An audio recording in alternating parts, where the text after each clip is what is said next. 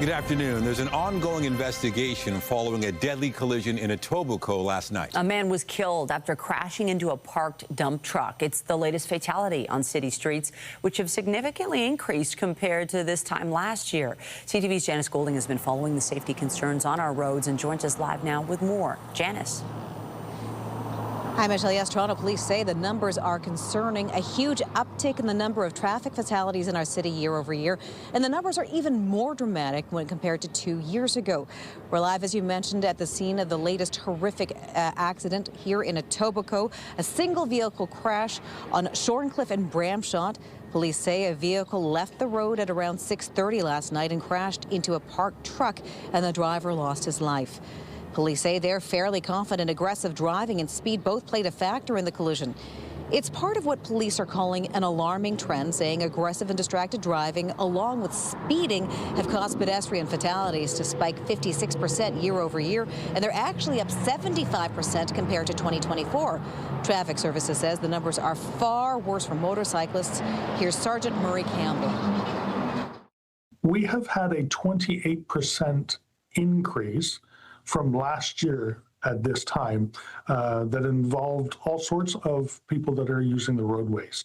A significant increase has been shown with our motorcycle operators and our pedestrians this year. So our motorcycle operator deaths this year are up 500% compared to the same time last year. The police are asking motorists to slow down and pay attention to the roads, but also say both pedestrians and drivers need to do their part. Meanwhile, when we asked them about speed enforcement cameras, which, as you know, the province did away with in November last year, they say any additional resources that law enforcement could have to help get drivers to drive more safely and obey the speed limit would be welcome. Reporting live from Janice Golding, now back to Michelle and Nathan. All right, thank you, Janice. TTC officials are sharing details about upcoming infrastructure upgrades to Line 1 ahead of the FIFA World Cup right now. Let's listen in. When I joined the TTC circa 10 months ago, I committed to aggressively reduce speed zones. At the time when I joined, there were nearly 30 reduced speed zones. Let me repeat that one more time. Nearly 30 reduced speed zones across the network. Today, we have 6. And following this work, that number will reduce again further. That's real progress. And importantly, we're not just simply doing this for today. We are doing this to strengthen the system ahead of FIFA, and more importantly, for the long-term future of our network. We are planning this strategically to maximize every closure, minimize repeat disruptions and failures, and ensure our infrastructure remains safe, reliable, and fit going forward. Again, thank you to our customers for their continued support and patience as we carry out these critical, essential works. I now hand over to Fort Monaco, Chief Operating Officer, who will walk through the details of these critical works in depth. Thank you. Thank you, Mandeep, and good morning, everybody. Just here, going to outline the 4 big scopes of work that are going to be happening in the aforementioned closure and the single line operation. Yorkdale to Wilson on the southbound direction is going to take 2 days, and that's where the repairs will focus on a defective concrete slab that our track rests on. Our crews will complete a complete pour with sufficient time required for proper curing of the epoxy to ensure long-term durability and safety. That will take 1 restricted speed zone out. Yorkdale to Wilson, northbound, which is work that is going to be occurring during the aforementioned Sunday period, that is rail installation work to address a defect found through our non-destructive testing on our track network. That removes 1 restricted speed zone currently at 20 kilometers per hour. Glencairn to Wilson, to Lawrence Wells, my apologies, on the northbound, that is additional rail defects that will be corrected to the installation of multiple pieces of rail that will remove one restricted speed zone, currently at 25 kilometers per hour. And lastly, DuPont to St. Clair West on the northbound, that will include work that will involve reinstallation, regaging, replacement of hardware and anchors on our rails network that will remove one restricted speed zone. As Mandeep mentioned, we appreciate everybody's patience. It is an inconvenience to our customers. We appreciate that. We'll also outline that single line operation in this area has been trialed back in 2023 and 2024, but I want to be very clear that was on the weekends. And this single line operation will be, as everybody knows, on a weekday, which is a Monday.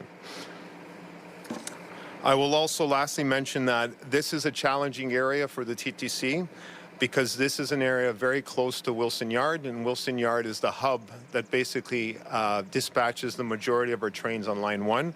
So this is an area that consistently sees in and around 60 minutes of actual work time every single night. So it is a challenge that we're trying to address. I will also mention that the heavy works will all occur on the Sunday. The single line operation on Monday is strictly to allow for the curing of the grout that's going to be required. So the work will happen on Sunday, but we need that extra 24 hours to allow for proper curing. And I will say this is a permanent repair, very much required to remove the aforementioned restricted speed zone in the Wilson to Yorkdale area. So we're happy to take questions. Oh, okay, one question and one follow-up. Name and affiliation, please. Hey guys, Aiden from Toronto today here. On the speed zones, so there's 4 being lifted today, but the persistent one southbound Eglinton to here still says TBD on the TTC's website. Wondering if you could update us on how the work's going there and if you have a timeline for resolution on that. So good questions. Yeah, so it currently is TBD. We're trying to schedule that to have it happen before FIFA begins. So at this point, we're just trying to go into the final stages of planning that piece of work. But the intention is to try to go into FIFA with as low a number of speed zones as possible. So it is TBD, but I expect to get a date in the coming day or so. And my intention is to have it cleared definitely by FIFA. And then slightly separate topic. So we're next to the work cars here. It's been about a month since I asked Mandeep for an update on the oil leak investigation and where we are with getting these guys back in service. I think you said 14 or something around that in early May. So just wondering, kind of where we are on that as well. Take that. Yeah, so we're currently, I believe, at 35 now back in service. So that's about half of our fleet. We've taken a very pragmatic, practical approach, risk-based approach to get these work cars back. So a lot of the work has recommenced. There's still some work to do to get the remainder of the fleet, but confident that we'll get that done in the coming weeks. I mean, FIFA is in less than 2 weeks. Is this last minute? Why wait until now to do these changes? So again, good question. I don't think it's last minute. I think the idea is that we always had a plan to try to get all the critical work done prior to FIFA. There have been some movements and shifting in our schedules. One of them was the aforementioned grounding of the work cars, which did cause us to have to replan and reshift and refocus. The other part, of course, is we're also trying to work very carefully to ensure with our city partners and all the events in the city that we also try to minimize impacts to other city events. So in doing that, there's been a few changes to our closure plans. We've had to forego some weekend closures or single-day closures to make that happen. So it's just part of the dynamic process that we undertake in terms of planning, but the intention was always to get to FIFA with as low a number of restricted speed zones as possible. Of course, how much time? We're listening to TTC officials announcing that they still got some work to do before FIFA begins next week, some infrastructure work on Line 1. The majority of the work will be done on Sunday, but also on Monday, more work will have to continue between mainly the Wilson to Yorkdale area. So they're just giving us a heads up, but they've already announced that more than 600 ambassadors will be working on the TTC to help visitors navigate the system during the FIFA World Cup, and they do expect about 80% of spectators to use the service. Of course, we'll keep on following this news. Police are on the hunt for a suspect in connection with an assault in the city's East End. Police have released these images of the suspect, who is described as being in his mid to late 20s with a slim build and dark hair. He was last seen wearing a basketball jersey, black pants, running shoes, and a black crossbody bag. Police say on May 17th, the suspect attacked a victim on a streetcar near Coxwell and Queen before running away. Police say the assault was unprovoked and the victim was taken to hospital with serious but non-life-threatening injuries. Still to come on CTV News at noon, a new survey finds an overwhelming majority of Canadians are frustrated with the healthcare system and want to see changes. We'll have more on the data a little later in the newscast. But first, the mayor has announced the city's school food program will be expanding to 77 new schools. The announcement was made at a Second Harvest facility in Etobicoke this morning. CTV's Rahim Ladhani has been following this story and joins us now with more details. Rahim. Hi, Nathan. Yeah, there were essentially two announcements today. The first, as Michelle mentioned, is the expansion of the school food program to include 77 new schools. The hope is that will reach an additional 27,000 students. The second, the city is making a $3 million annual investment in a food distribution center. That includes a micro-processing plant right here in Etobicoke at Second Harvest. The facility is going to help prepare food for schools that don't have the kitchens or staff or equipment to do it themselves. The mayor says the city is now on track to serve all 330,000 public school students by the fall. City Hall also says the expansion could save some families nearly $900 a year on groceries while helping more kids access healthy food at schools. As for the new microprocessing facility, it's going to help get Ontario-grown foods like apples, pears, carrots, and dairy products into schools across the city. When the facility is fully operational later this year, it's expected to help serve about 70,000 students. Here's more from the mayor and Second Harvest. No matter what's happening at home, rising rents, overdue bills, your children will get a healthy meal at school. That is our pledge, and we're making it happen. We're building out a microprocessing center right here so that we can get all this great farmer food that we got already and then cut it, clean it, and package it so that it can go to schools in a way that kids can eat it. So this microprocessing facility is expected to be up and running by later this year, and the goal is to actually create 15 new jobs. Reporting live, I'm Rahim Ladhani. Nathan, I'll send it back to you. Thank you, Rahim. Parents still have a chance to share their opinions with the province on new protections for students with medical conditions. The Ford government says the measures will include students with diabetes, epilepsy, severe allergies, and asthma. The proposed changes would ensure all school boards use the same form of creating care plans and require standardized training for staff. The province is still consulting about potential changes, and comments can be submitted until July 12th to school boards and other stakeholders engaged in consultations. The province is investing $4 million to increase student access to practical learning outside the classroom. When students have opportunities to put their learning into practice, they leave school better prepared for whatever path they choose. Now, this investment will help more students access those experiences and build a strong foundation for the future. Through these partnerships, students will have opportunities to strengthen communication, teamwork, and problem-solving skills, develop confidence through their new experiences, and give back through services in their communities. This investment is being made in partnership with the Duke of Edinburgh's International Award Canada, as well as the King's Trust Canada. The province says school boards that will be taking part in the programs will communicate more information to parents and students directly. The spring session at Queen's Park is set to wrap up today. MPPs will rise for the summer and will not sit again until mid-September. The current session has featured debate over the province's legislation to take over the city's stake in Billy Bishop Airport, changes to the Freedom of Information rules, and the purchase and subsequent resale of a private jet for the Premier. Time for our first check on the forecast. A live look at the city this afternoon. Nathan Phillips Square all decked out in FIFA. Beautiful day to play a sport, to get outside, to have a picnic, all the things. Lindsay Morrison is here with a look at the current conditions. And definitely feeling a little bit warmer, Lindsay, than yesterday. Yes, we've turned up the heat ever so slightly, Michelle, and we will continue to do so as this week goes on. In fact, before the week is over, our temperature could be near 30 degrees. Right now, very comfortable, very pleasant, 24 this hour at Pearson Airport. You may find it a little cooler, by the lake and also for lakeshore communities around Lake Huron and Georgian Bay, thanks in part to a northerly wind. So that's a difference from yesterday, only interestingly enough, our temperature is going to be a little bit warmer today. On the satellite and radar, once again, not much to see here. It is another day of sun. We expect mainly sunny skies through the afternoon to partly cloudy conditions, depending on where you are. 26 is our forecast daytime high for today. And once again, we have jumped back into very high territory on the UV index. We're at an 8 here in the city of Toronto, so don't forget that sunscreen before you venture out today. There is rain in the forecast over the next 7 days. We will show you when coming up. For now, though, Michelle, I'll send it back to you. Thank you, Lindsay. Did you fill out your census? Stats Canada is beginning in-person follow-up visits with households that have not yet completed theirs. Millions of Canadians have already responded online, on paper, or by phone. Census enumerators will begin contacting households that did not fill out the questionnaire by phone and by going door to door. They can also assist people in completing the form.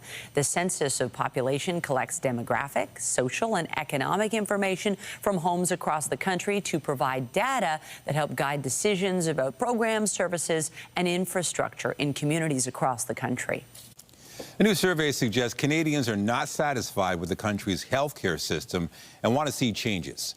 CTV's Renee Rogers has been taking a closer look at the data and joins us live now with more. Renee, so Santis Health and Nanos Research came out with these polls on the state of healthcare.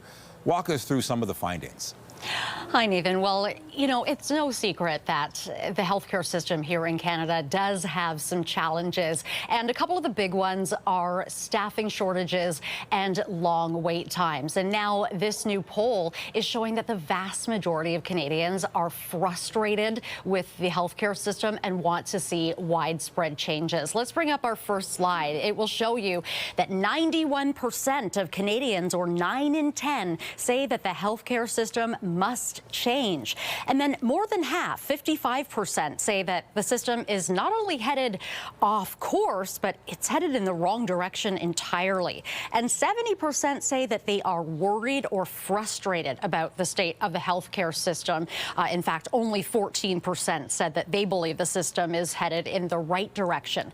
Now, when it comes to Canadians' top concerns, a quarter of respondents pointed to long wait times. And in fact, in Ontario, it's even worse. 28% are pointing to long wait times as a major concern for them. Now, just over 12% across Canada said that they're most worried about poor access to services, and 11.5% say that their top concern is staffing shortages. But again, Nathan, 9 in 10 Canadians expressing frustration, saying that the healthcare system needs an overhaul, not painting a great picture of where healthcare in this country stands right now. For sure. And what did the survey say, Renee, about some potential solutions?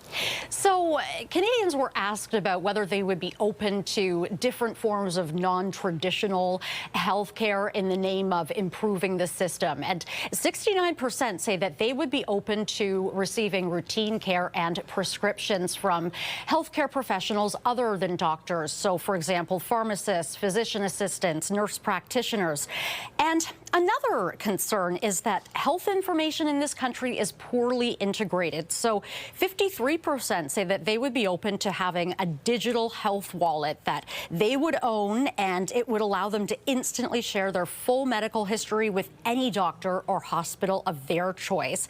And 43% open to using virtual care and digital tools to consult with healthcare providers. Another interesting statistic out of this is that 7 in 10 Canadians, Nathan, say that there needs to be at least a role for private health care if we want the system to improve. Now, one thing, though, kind of interesting as well, Nathan, one thing Canadians are not receptive to is paying higher taxes for better medical care.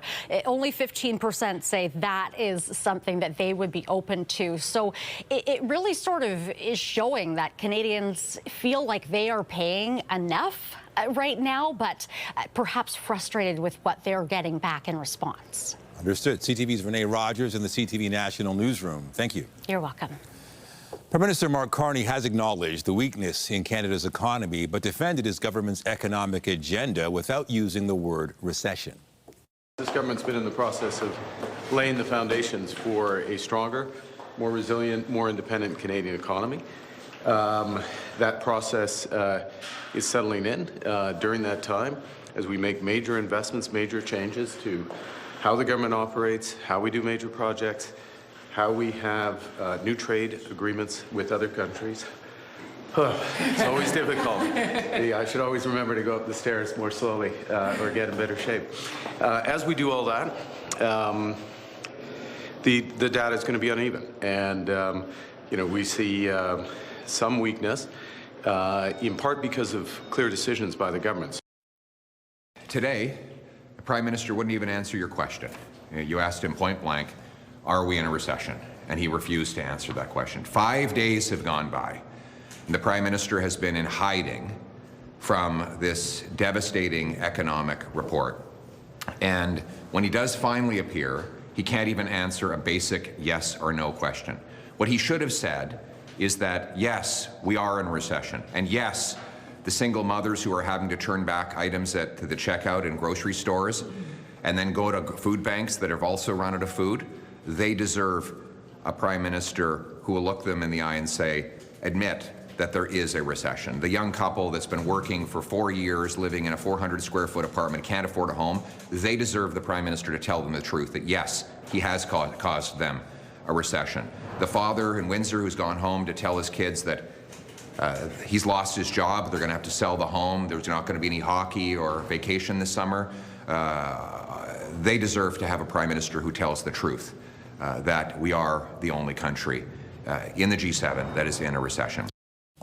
The comments come after Stats Canada released a report stating the country is in a technical recession after economic growth stalled in the first 2 quarters of 2026. U.S. President Donald Trump has signed a proclamation making changes to certain tariffs on metals, including steel, aluminum, and copper imports. The White House says the adjusted tariffs will drop from 25% down to 15%. The change will mostly impact agricultural equipment as part of a move to help U.S. farmers facing higher costs because of the ongoing war with Iran. The order will also allow foreign companies to qualify for a 10% duty rate if their equipment contains at least 85% American steel or aluminum. The changes take effect next Monday and will remain in place through to the end of 2027. Meantime, Canada-U.S. Trade Minister Dominic LeBlanc is visiting Washington, D.C. today. He's set to meet with U.S. Trade Representative Jamieson Greer. Official trade talks between Ottawa and Washington have not started yet, ahead of a mandatory review of the Canada-U.S.-Mexico trade agreement. The U.S. and Mexico wrapped up their first round of bilateral talks last week. CTV's Annie Bergeron-Oliver has been following the ongoing trade situation and joins us live now from Ottawa with more. Annie, what more can you tell us about talks with Greer and LeBlanc? LeBlanc, we understand, has sent a letter outlining Canada's recommendations for a renewal of CUSMA. How's that being received? That's right. So this is the first time that the two are meeting in Washington since March. So the fact that this meeting is happening alone, that is a sign of progress. And it's a good thing because talks have essentially been stalled. And as you point out, no formal talks have officially begun yet. There's no date set for when Canada and the U.S. will begin these official talks, despite the fact that Mexico and the United States have already finished their first round of negotiations in these formal talks. Now, you're right. He did send this letter today. And what's new about the letter to the Americans is that Canada is saying that it is supportive of renewing the current CUSMA deal for 16 years. That is one of the options on the table here. He also says that Canada is open to looking at and considering any type of proposal from the Americans, the Mexicans, or both, as long as there are benefits for both sides, for all three players here. So Canada's saying, look, we like the CUSMA agreement as is. Let's continue this for the next 16 years. But they also say that they're open to proposals and to amending the deal. And most experts that you talk to, Michelle, will say that's most likely the scenario that's going to happen. The other option here is that after July 1st, Canada, Mexico, and the United States could agree that they want to undertake annual reviews for the next 10 years with the goal of creating an updated CUSMA or a 2.0 agreement. Then they would do annual reviews with up to 10 years to create a new agreement. And that is what most experts say is going to be the most likely scenario. Will there be much progress made today in terms of, getting a date set for when formal talks will begin? It's unlikely, but it's possible. Most likely, the two are going to be talking about the trade irritants that currently exist between the two countries, Michelle. So we've got the U.S. and Mexico already talking. What's it going to take for the Americans to sit down with Canada and get this deal? Any sense of the next steps? Well, the Prime Minister today seemed fairly optimistic that that's going to happen quickly. He said that the United States had about 60 issues with the Mexicans that they wanted to solve first. He called those technical issues. He said that Canada only has about 30 issues to deal with the United States on. Here's what the Prime Minister had to say today about these negotiations. There's a series of issues, technical issues that they have with Mexico, they have with us, which is why there's a bifurcated discussion. So 30 issues or so with us, more than almost 60, I think, with Mexico at current count. And so we're working through a series of those issues. They're of varying technicality, if I can put them, and some of them are provincial. But for us, there's the more fundamental structural issues. So the Prime Minister seemed fairly optimistic about the talks and about today's conversation between LeBlanc and Greer. But what are those structural issues, you're asking? Well, one of the big ones here is tariffs, and that for sure is going to come up in this discussion today. Canada wants to see tariffs removed on steel, aluminum, and the auto sector. The Americans have signaled that there's going to be some type of tariff still remaining in a most likely scenario. So there is a big difference here between the two sides is around tariffs, and that's going to be a thorny subject up for discussion at almost every meeting. You also heard the Prime Minister say that some of these trade irritants are provincial, and we know that the Americans have flagged the fact that liquor, beer, and wine is not being sold in many Canadian liquor stores like the LCBO, and they want to see that change. So this is another area of discussion. Supply management, also a big area of discussion. The Americans say that the supply management system as is unfair to American farmers. They want to see quotas changed, and they want more American dairy into Canada. The Prime Minister has said absolutely not. There will be no changes to supply management. That's not even on the table. So some big issues here to get through. But experts are saying that they're not surprised that the Americans are starting with Mexico. That's what happened when CUSMA was initially negotiated during Donald Trump's first term. The Americans and Mexico kind of came up with a baseline deal. The Mexicans agreed to some consolations. Then what happened was the Americans brought that essentially framework of a deal to the Canadians and started negotiating from there. So what will it take to get to formal talks? Hopefully a positive meeting today will provide some more insight on when that could begin and how soon and maybe even a date gets scheduled, Michelle. And we know you'll be following it closely. CTV's Annie Bergeron, Oliver live in Ottawa this afternoon. Thank you. Thank you. Florida has become the first U.S. state to sue OpenAI and its CEO, Sam Altman, accusing the tech company of misrepresenting the safety of its ChatGPT platform. For endangering our kids and deceiving parents into believing that this application is safe for use. It's clearly not. The lawsuit cites a deadly shooting at a university in Tallahassee last year, as well as several other incidents where ChatGPT allegedly provided information to people who went on to carry out acts of violence. The lawsuit accuses OpenAI of deceptive and unfair trade practices, negligence, and violating product liability laws. Florida's legal action comes more than a month after 7 lawsuits were filed against OpenAI by families of victims of the mass shooting in Tumbler Ridge, British Columbia. Both the company and CEO, Sam Altman, are accused of ignoring the shooter's troubling interactions with ChatGPT. 8 people were killed, including 6 children, when a teenager opened fire at a high school in Tumbler Ridge in February. In the Middle East, Israeli drone strikes on southern Lebanon today killed 8 people. Israel says it will keep attacking if Hezbollah does.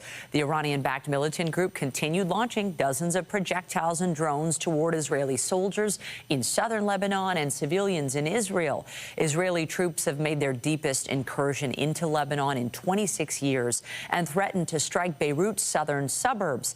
Yesterday, U.S. President Donald Trump said Israel had agreed to not send soldiers to Beirut Beirut and that both sides had agreed to dial back fighting. A ceasefire began in April, but hostilities have continued. Another round of talks between Israel and Lebanon begins today in Washington.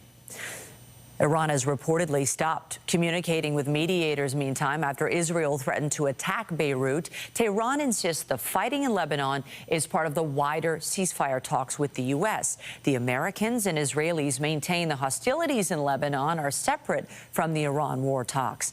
A regional Iranian official says there has been no communication today, indicating a truce needs to be enforced in Lebanon for negotiations to continue. But the U.S. remains optimistic. There is the prospect before us, which could happen today, it could happen tomorrow, it could happen next week, that for the first time, certainly in my memory, they have agreed to negotiate aspects of their nuclear program that just a month ago or just a year ago, they were refusing to even mention, much less enter into discussions about.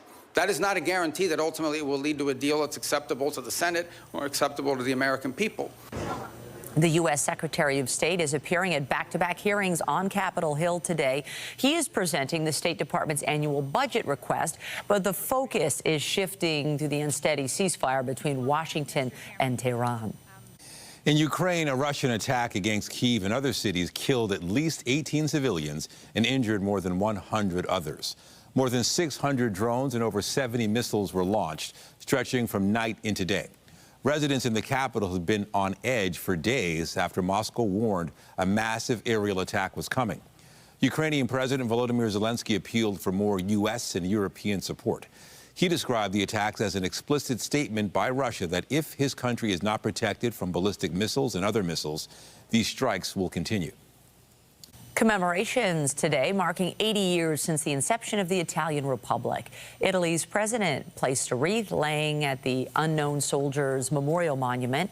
On June 2nd of 1946, a vote was held to elect the Constituent Assembly, which would go on to draft the Italian Constitution, as well as the referendum to decide the country's future political system, monarchy or republic.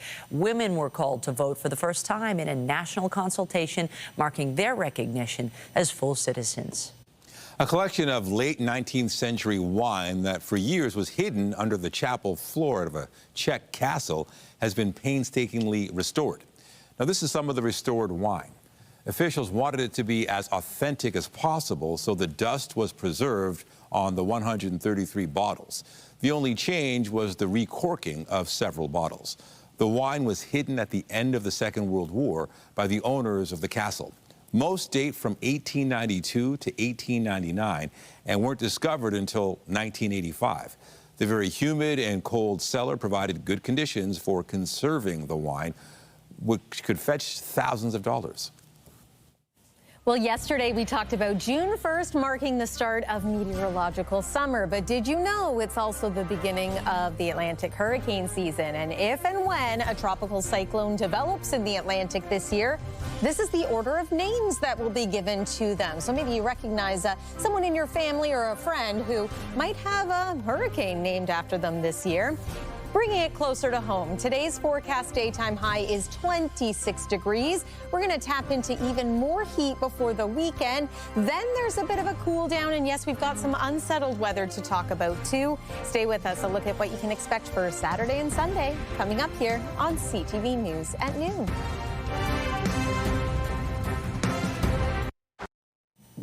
A public art project is taking over downtown Sankofa Square, and it's transforming everyday infrastructure into larger-than-life artwork. CTV's Jessica Smith joins us live now to tell us more. Jess. Michelle, this is the perfect space to have something like this because you've got so much potential, and there's the world that really comes through Sankofa Square. And with FIFA just around the corner, even more people will be in the city. Marnie, I want to talk to you. You're kind of behind a lot of the project with Sankofa Square. Why have this collaboration to put public art on some of these really interesting pieces? For the art that we have around us right now, sorry, I didn't hear the question.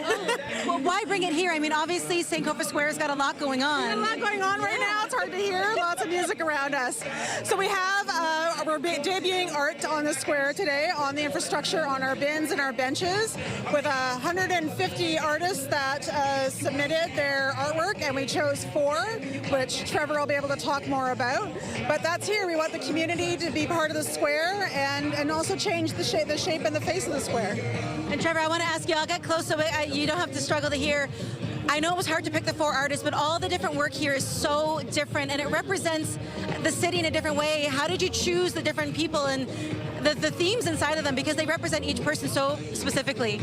Yeah, so we had about 160 submissions, and we had 2 community jurors, Henia Cheng and Adetonio Makanye, and we worked with the Sankofa team and led a curatorial process with the jurors to select these 4 artists: Abenaki Timoteo, Adam Zamaning, Chantel Dorshani, and Sharon Bassi. And how does it feel to see this kind of come to fruition finally at a time where we're about to have the world come to our city with FIFA just around the corner?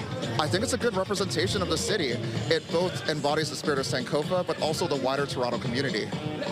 Now, Marnie, I know this is just one of many things happening.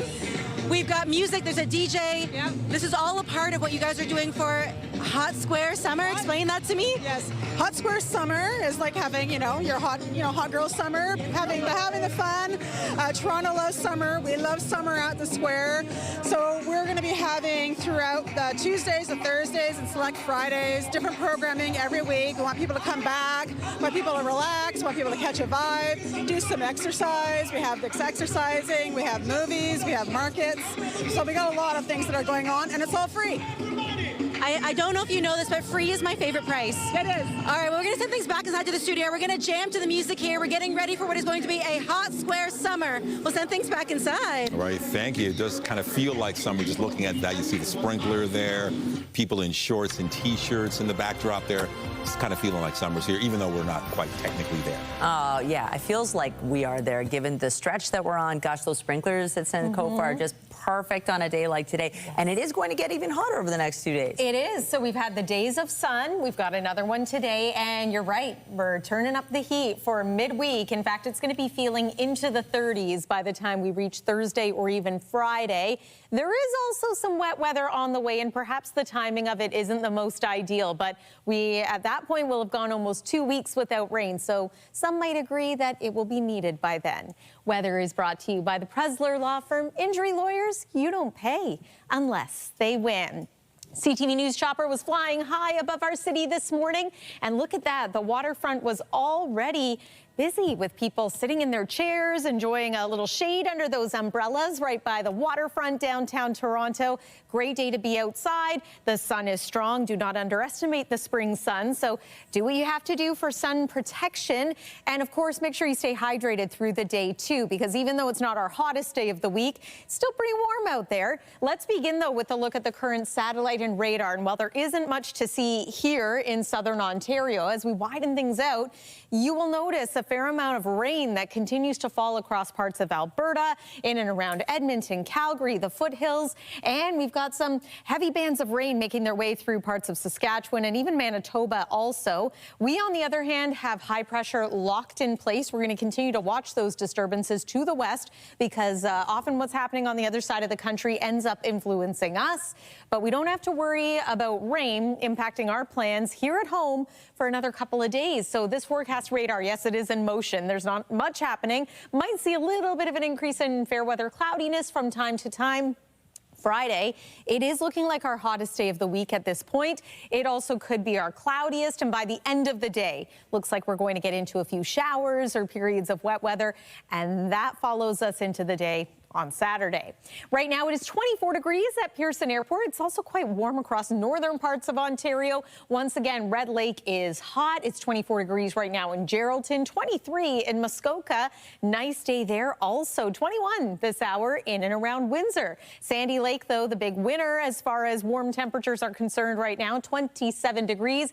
Yesterday, we didn't even make it to 20, so this is certainly a warmer day. The next couple of days are going to be quite warm, including including this evening. Still in the 20s as we make our way toward 8 p.m., 9 p.m. Of course, after the sun sets, the temperature tends to fall a little bit. 11 is our forecast overnight low tonight. That's seasonal. It is going to be a bit chillier, though, for areas closer to the border with Quebec. So there is a frost advisory in place once again near Bancroft. Tomorrow, at a glance, 27 degrees. And if I can, I'll show you our 7-day forecast. Lots of sun until the weekend or Friday night. And then Saturday at this point is looking unsettled with showers. It's also going to be a little cooler. Carry the fire for a world free from the fear of cancer. The Princess Margaret Cottage Lottery is on now. Here's your chance to win one of 3 incredible grand prize cottages, including this stunning Blue Mountain hillside cottage and $50,000 cash. There are more than 12,000 other incredible prizes to be won, valued at over $9 million. Every ticket supports life-saving cancer research. Buy now at princessmargaretlotto.com.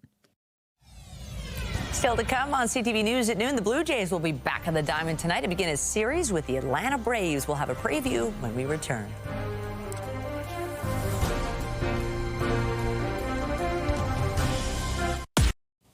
The Blue Jays begin a series with the Atlanta Braves tonight. The team was off yesterday after splitting a 4-game series with the Baltimore Orioles. The Jays are facing a tough opponent as Atlanta currently has the best record in baseball with 40 wins and 20 losses. Kevin Gausman will get the start for the Jays with first pitch set for 7:15 in Atlanta. The Stanley Cup final begins tonight with the Carolina Hurricanes hosting the Vegas Golden Knights.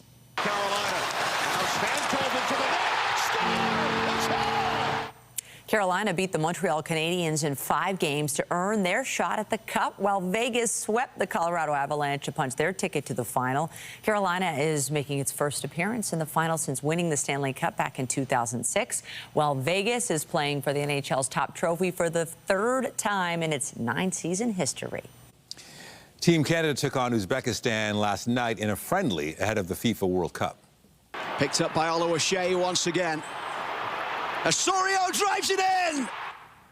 TFC captain Jonathan Osorio got Canada on the board in the 58th minute of the match, which was played in Edmonton. Canada added another goal in the first minute of stoppage time to secure a 2-0 victory. The team will be back on the pitch Friday in Montreal to play Ireland in another friendly. Still to come, Uber has released its 2026 Lost and Found Index. We'll have a look at some of the unique items people have misplaced when we come back. As the harmful impacts of social media become more clear, parents are looking for ways to keep their kids safe while also allowing them to take advantage of modern technology. Now, one Ottawa mom says she's found a simple solution. CTV's Kimberly Johnson has the story. What Teo Knight loves about his cell phone is being able to listen to his favorite music. I just need headphones in my phone just to listen to my own music. And while this Android phone may seem like any other, it's actually set up in a way that limits his access to certain content. No social media, no app store, and no internet browser. Just the ability to call, text, and access Spotify. We want them to have access to music. We want them to be able to text us when soccer practice ends early. That doesn't mean that we want them watching endless videos off by themselves kind of thing. He has a playlist that's for like his before soccer that pumps him up. It's part of a pilot project started by parent Anne Fizette, which she has dubbed Boom Track. I was just trying to figure out how can I create something that would satisfy him and what he needs in terms of like the developmental milestones that he's hitting, and at the same time protect him. She purchased an Android phone and when setting it up used a management device on her computer to control what gets placed on the phone. It's similar to what workplaces will put on employees' phones to restrict some apps or abilities. This isn't something incredibly new. It's just we haven't used it in terms of for kids. Still, one tech expert warns the smartphone technology still exists under the surface of the phone, and parents should be cautious. Any tech-savvy kid can go online and figure out how to bypass them and regain access to app stores and browsers and other features. Today, Fizette says that she has nearly a dozen parents participating in the project. She's currently covering all of the setup costs, but hopes to expand this to a business if there's enough interest. It feels like I'm actually part of everything everything, and I'm not missing anything. Kimberly Johnson, CTV News. Uber has released its 2026 Lost and Found Index, offering a look at the items riders left behind in vehicles across Canada over the past year. Phones, of course, wallets and bags top the list of the most commonly forgotten items. But Uber says some riders also left behind some unusual things. They include a 15-pound frozen turkey in Toronto, a full set of goalie pads in Edmonton, and a violin hard case in Montreal. Uber says Saskatoon is Canada's most forgetful city. You're watching CTV News at noon. More news coming up. Stay with us.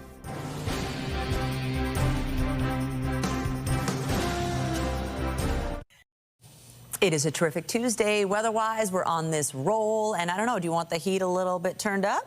Right where it is right now is pretty good. I don't mind it. This is crowd-pleasing weather. It's not too hot, not too cold. Goldilocks weather, as we like to say as well. But it is going to get a little bit warmer, so just prepare accordingly. Starting tomorrow and then continuing until the end of the week. But first, here's your overnight at a glance. Seasonally cool, 11 is what we're forecasting. Partly cloudy skies. There's tomorrow and a high of 27 degrees. Our average temperature this time of year is 22. And a reminder that we were cooler than that yesterday. So certainly a change coming for the next 3 days. Here's what it looks like. Friday, we're going to increase the heat and increase the cloud cover. By the evening, it's possible that we will get into a few showers. And then Saturday is cloudy. It's unsettled. A couple of rounds of rain possible. And the weekend overall brings us a bit of relief from that heat with seasonably cool temperatures once again. Nathan and Michelle. All right. Thank you, Lindsay. And that is it for CTV News at noon. Remember, you can get Toronto's breaking news all day long on CP24 and at our website, ctvnewstoronto.ca. For Lindsay Morrison and all of us here, have a pleasant afternoon. I'm Michelle Dubé. And I'm Nathan Downer. Be sure to join us later for CTV News at 5 and 6. Have a great day.